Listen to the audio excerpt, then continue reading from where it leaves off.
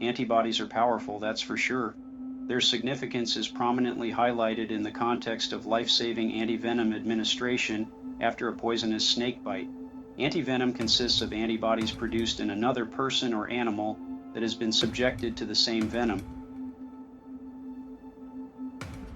The key to the effectiveness of these antibodies is that the person or animal who produced them was exposed to the pure, unaltered venom in all its complexity. This unmodified exposure allows the immune system to generate robust and powerful antibodies capable of neutralizing the venom effectively. In fact, long ago, the Department of Defense recognized the unparalleled efficacy of antibodies from convalesced individuals as a countermeasure to infectious diseases or toxic exposures. This recognition underscores a fundamental truth about the immune system. Natural exposure to a pathogen or its toxins leads to the production of highly effective antibodies. These antibodies develop through a process that involves encountering the entire spectrum of antigens presented by the pathogen, allowing the immune system to mount a comprehensive and potent response. But somewhere along the way, scientific approaches to immunization became muddled with the idea that injecting only parts of pathogenic organisms into the human body could confer protection against infection. Unfortunately, this method does not fully replicate the natural immune response. Effective immunization requires natural exposure to the pathogen through the mucosal epithelial barrier, a route that ensures all parts of the pathogen are presented to and remembered by the immune cells guarding these epithelial barriers. This process leads to the production of secretory mucosal IgA antibodies, which play a crucial role in preventing future infections at the entry points of the body.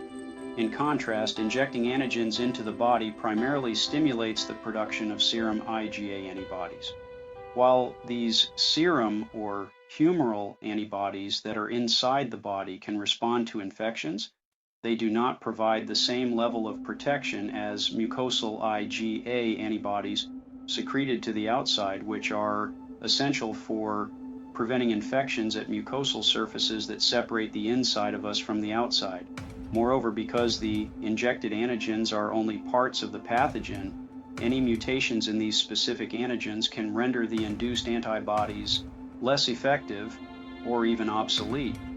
This mismatch means that individuals who receive such injections might believe they are fully protected, but in reality, their immune defense is suboptimal and not as robust as it would be following natural exposure.